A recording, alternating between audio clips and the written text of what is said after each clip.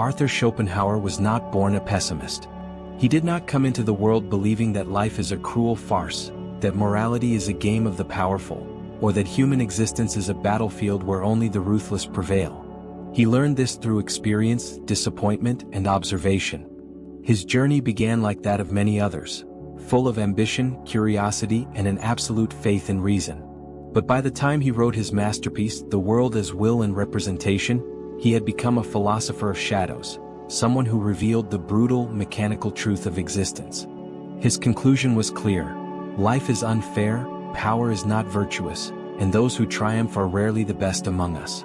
Schopenhauer's philosophy did not emerge from academic isolation.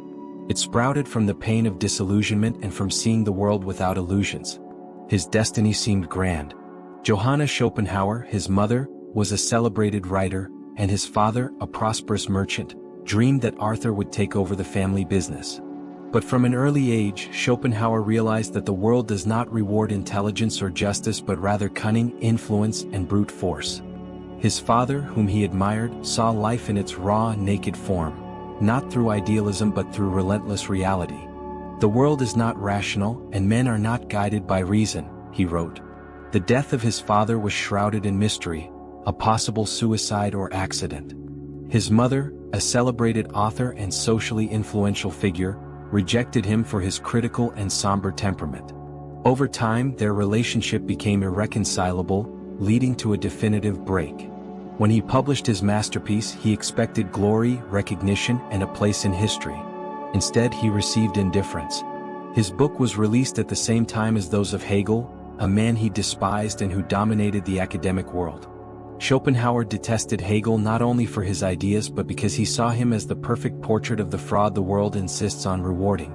With arrogance and disdain, he openly challenged Hegel, even scheduling his lectures at the same time, certain that his own thinking would triumph.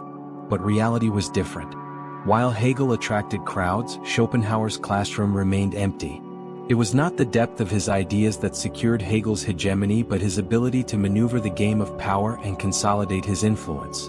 Schopenhauer, on the other hand, was relegated to obscurity, and his work remained ignored for years. This marginalization not only harmed his career but also changed his philosophical outlook. His greatest intellectual reward came from the in-depth study of Eastern traditions, especially Buddhism and Hinduism, whose concepts profoundly impacted his philosophy. Schopenhauer realized that human essence is not rational but instinctive. We are not moralists seeking justice but beings driven by a blind, irrational impulse, what he called the will to live. This force is not compassionate or generous but a voracious, relentless energy aimed at survival and domination. "Man can do what he wills but he cannot will what he wills," he wrote, revealing the illusion of free will. Every thought is not the product of a conscious decision but of impulses and conditioning rooted beyond the individual's control. In the game of power, it is not the most just who win but those who do not carry the weight of conscience. The good hesitate, the ruthless act. The good question themselves, the ruthless impose their will. The good seek justice, the ruthless create the rules to ensure they always win. The will to live ignores morality, despises compassion, and favors those who dominate, manipulate, and seize power. But why does this cycle keep repeating? Because the will to live is not only blind but also cunning. It does not act merely as brute force but disguises itself, camouflaging power as virtue, greed as cooperation, and oppression as necessity. Its greatest trick is to persuade even the most ruthless that they are just, that their dominance is legitimate, and that their success comes from merit, not manipulation. This is why the most astute tyrants, corporate magnates, and political despots do not see themselves as villains but as inevitable. Yet this illusion is not the privilege of the powerful, it is in all of us. Schopenhauer saw most human actions not as the fruit of reason but as deeply rooted biological impulses. The desire to conquer, dominate, and accumulate are not logical choices but primitive instincts disguised as ambition, triumph, and power. The will to live hides behind ideologies, making us believe that our victories are moral, that our selfishness is legitimate, and that exploiting others is merely the natural order of things. This is why history repeats itself. Those who rise to power convince themselves it was their destiny, while the dominated are led to accept their fate. Schopenhauer saw human history as a cruel cycle where the strong triumph not by merit but by doing what the weak avoid. Yet he did not preach submission or encourage the ruthless pursuit of power. Instead, he warned us to see the game for what it is. The world does not follow fair rules but moves by will, force, and deception. If you do not understand this, you will always be manipulated by those who do. Do not just take Schopenhauer's word for it, history speaks for itself. Julius Caesar promised democracy but dismantled the republic to reign without limits. Napoleon exalted freedom but made himself emperor, refusing to bow. None of these men were the most just or the wisest. They were the most strategic, audacious, and visionary. They did not see the world as it should be but as it really was.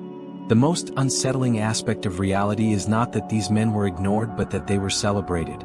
Power does not belong to the just but to those who understand it. Schopenhauer realized a truth many refuse to admit. People do not follow the virtuous, they follow the strong. But history is even darker. The problem is not just the rise of ruthless leaders but the fact that society propels them to the top. Reflect and question. Who writes history? Who shapes the narratives that define our worldview? The victors, the rulers, those who deciphered the rules of the game. Caesar did not just seize power. He convinced the people he was their salvation. Napoleon did not conquer France with brute force but with charisma, propaganda, and fear, making the people clamor for his rule. The leader who projects decisiveness, strength, and authority, even if corrupt, will always have followers. The explanation is simple. The appearance of power inspires submission. Those who understand the human mind and know how to manipulate fear, desire, and ambition can subjugate multitudes effortlessly. Social psychology confirms this. People tend to follow those who exude power and confidence, even if their morality is questionable. And here lies the cruelest illusion. Those who suffer under power are often the ones who sustain it. History repeats itself. The French did not just accept Napoleon, they exalted him as a symbol of glory and order.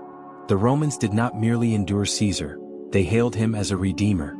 Even in the modern era, multitudes revere billionaires, dishonest politicians, and ruthless executives, not despite their influence but precisely because of it. Social psychology reveals that many associate success with competence, confusing domination with greatness. This cognitive bias explains why those who accumulate wealth and power are admired, regardless of the methods used to reach the top. And this is why the game is structurally biased. It is not that morally upright people are incapable of rising. It is that the system itself does not favor their ascent. History shows that power structures reward those who follow a different set of rules. Rules that privilege manipulation and strategy over ethics. Schopenhauer understood that power is not based on morality but on perception. The moment someone stops believing that justice will correct the world's inequalities, they begin to see the dynamics of power more realistically. So, what should we do with this knowledge? Schopenhauer did not encourage the pursuit of power or competition in the social game. His philosophy was about seeing reality as it truly is. A man is wise when he does not suffer over what is beyond his control.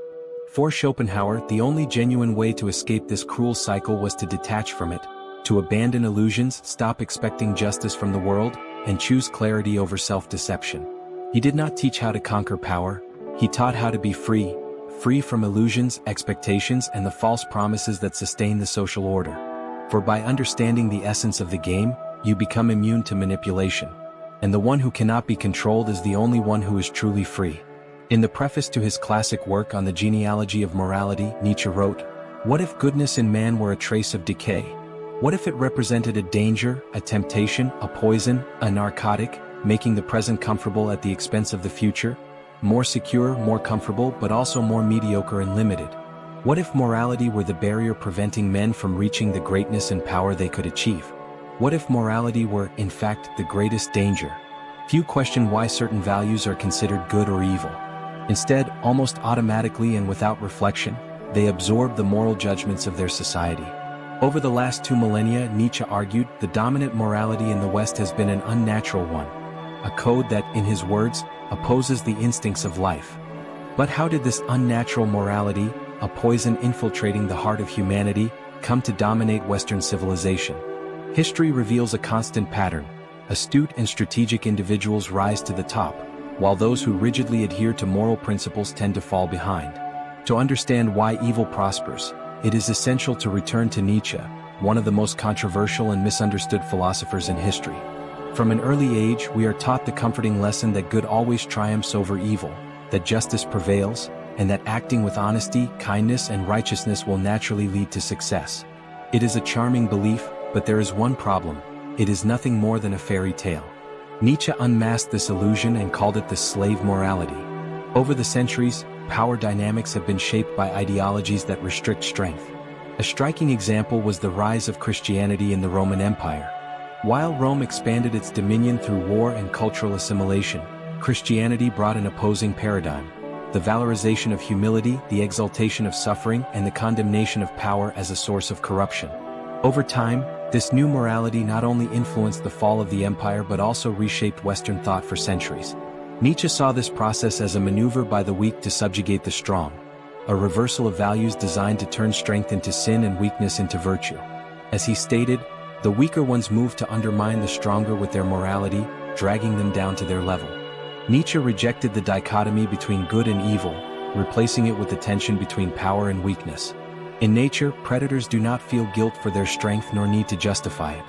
Natural selection does not reward goodness but the ability to assert oneself and survive. In human society, the same occurs. Those who prosper are those who understand and exercise power, not those who deny it.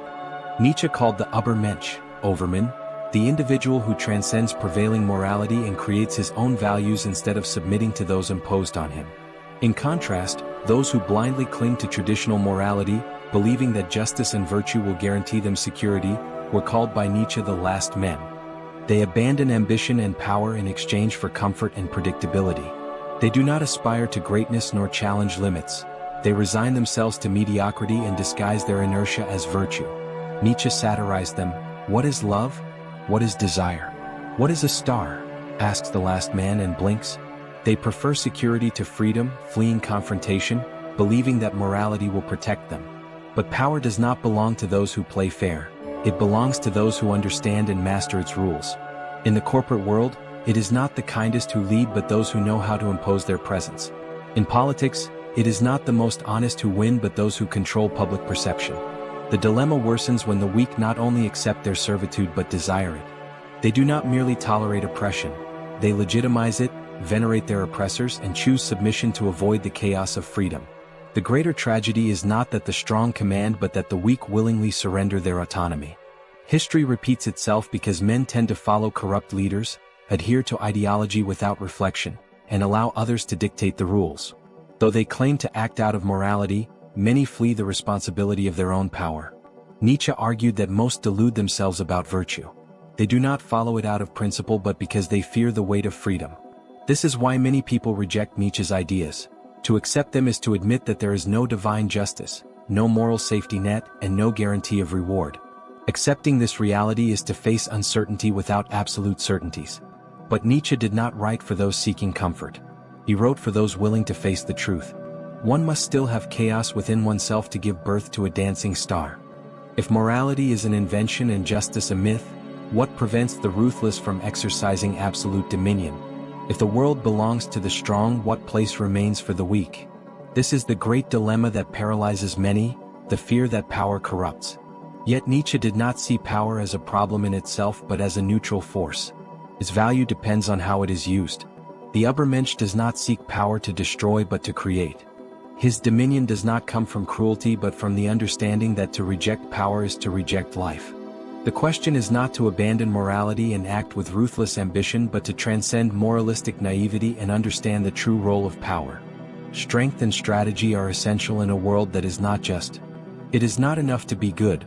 One must understand the structures of power, the dynamics of influence, and create one's own values instead of passively accepting societal dogmas.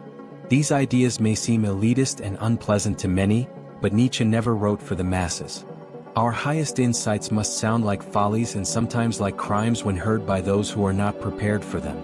Nietzsche was deeply concerned with ensuring that the world remained a fertile ground for true human excellence.